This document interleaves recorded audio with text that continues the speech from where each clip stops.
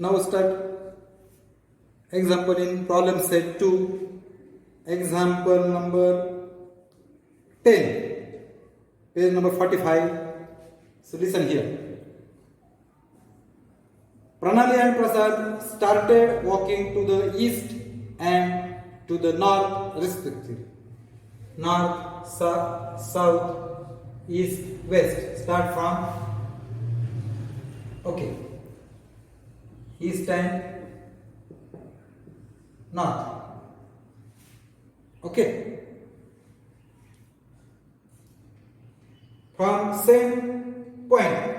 Suppose that point is A, that point is B, C, that is the B point. B is the origin, starting point. Start from the same point and at the same speed. Same point पासून सुरुवात केली आणि same speed ने चालायला सुरुवात केली. So speed is equal.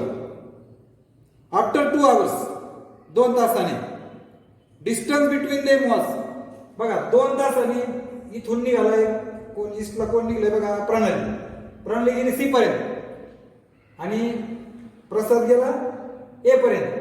2 तासांनी तो इथं पोहोचलाय, 2 तासांनी ही इथं पोहोचली. 2 तासांनी दोघांमधलं अंतर, distance between after 2 hours distance between them was, दोघांतलं अंतर 15√2 kilometre. Find their speed per hour. You have to find speed of each. Let their speed be x kilometer per hour. थोडं सुरुवातीला असं लिहूया.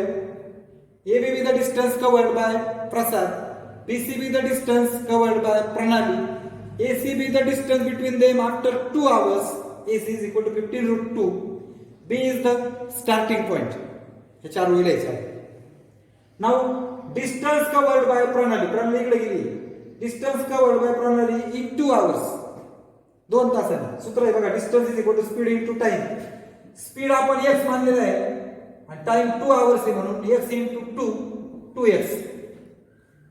डिस्टन्स आहे म्हणून kilometre. Distance covered bye Prasad in 2 hours same आहे, x into 2, 2x.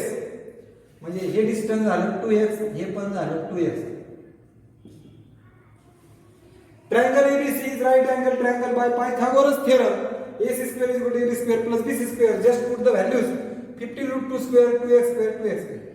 15 चा square 225, route गेलं 2, 2 चा 4 x square, 2 चा 4 x square. 4 plus 4 8x square. हा 8 जो आहे 8 डिवाइड होईल. 25 225 into 2 upon 8 and x square is remain same. Taking square root both sides, square निघून जाईल. हा 15 चा स्क्वेअर आहे, हा 2 चा स्क्वेअर आहे. 15 upon 2 is 7 point. Answer is their speed is 7.5 kilometer per hour. It's very simple example. Example number 11. Me example वाचतोय पहा. Look at figure.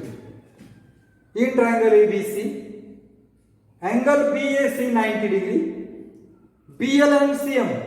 BL is here, CM is here. BL and CM are medians of triangle ABC. BL is median, B is vertex, so L is midpoint. So CL is equal to LA. CL is equal to LA is equal to 1/2 AC.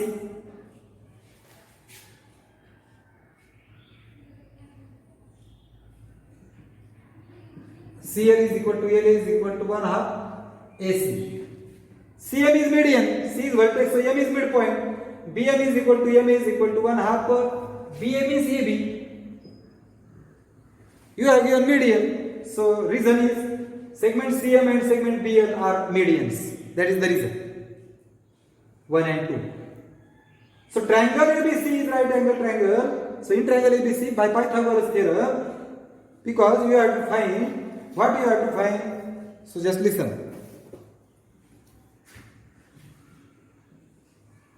In that example, 4 into BL square plus CM square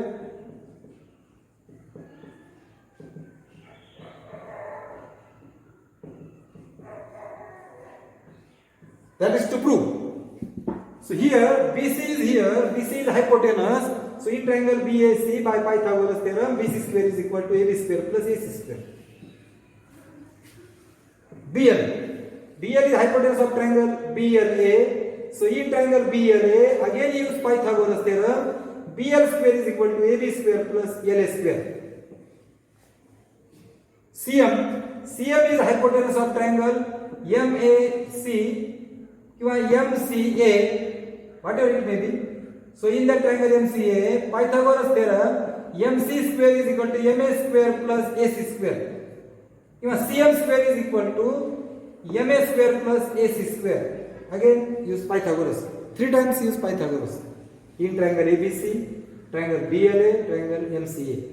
Okay? Now तुम्हाला जे काढायचं ते इथं बघायचं.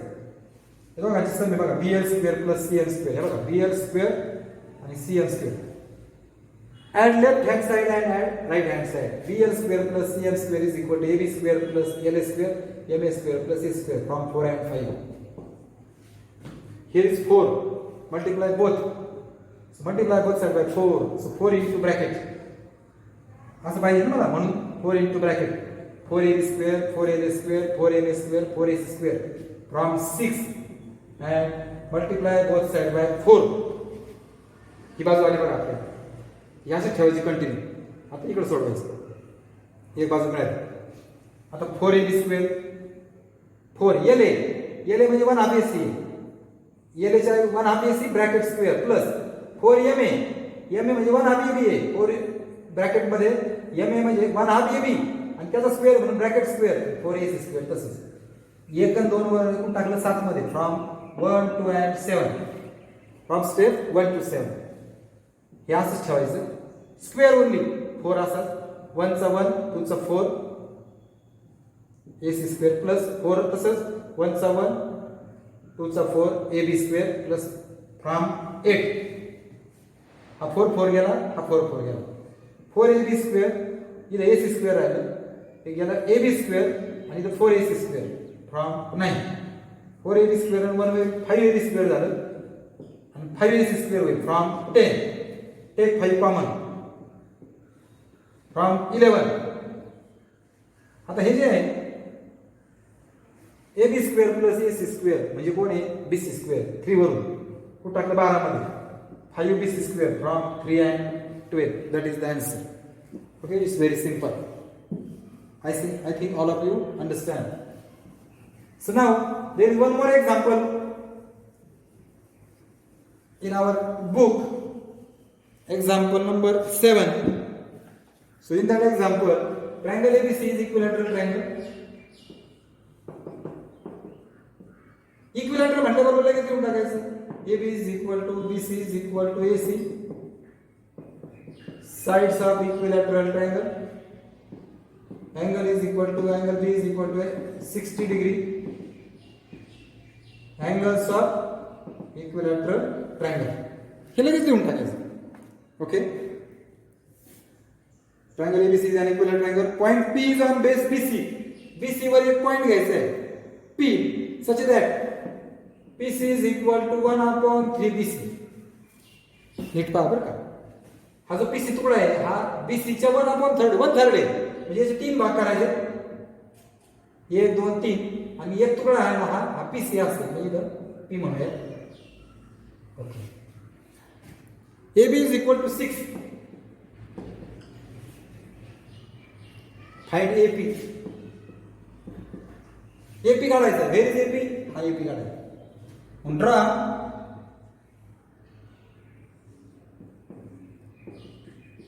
AD perpendicular BC.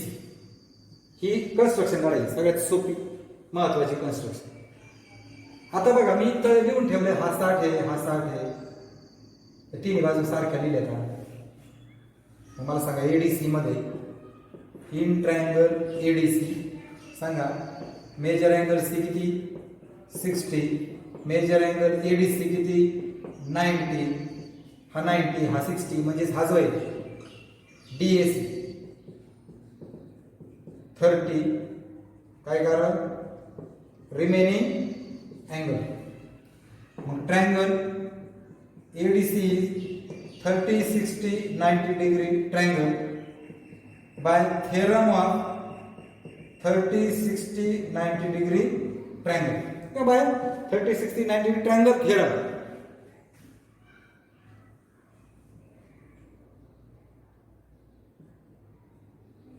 By 30, 60, 90 degree triangle theorem किंवा theorem of 30, 60, 90 degree triangle कसं आहे पण म्हणा आले का इथपर्यंत.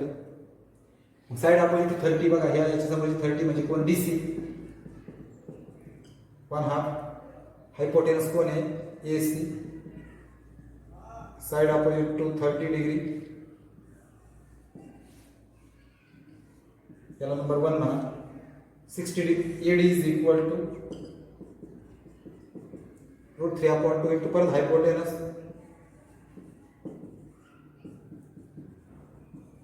साइड अपोजिट टू 60 डिग्री पर्यंत आलं का. याचे फक्त आता पटापटा किमती बघ बघा बरं का. तिन्ही बाजू सारख्या आहेत. तुम्हाला एक बाजू दिली आहे बघा ए बी 6 आहे. A B is equal to B C is equal to A C is equal to किती होईल 6 होईल.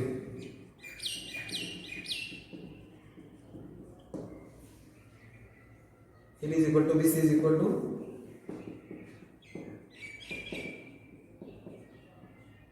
हा 6 किती 6 बघा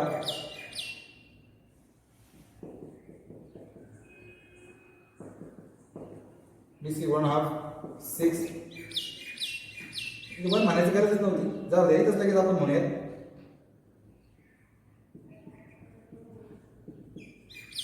BC आला 3 इथं पण लगेच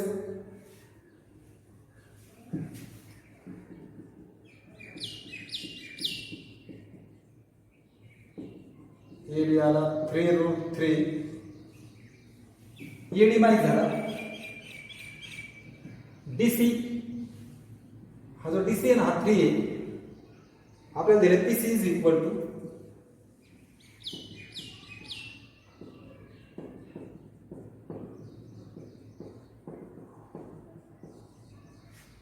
पीसी पण 2 आहे.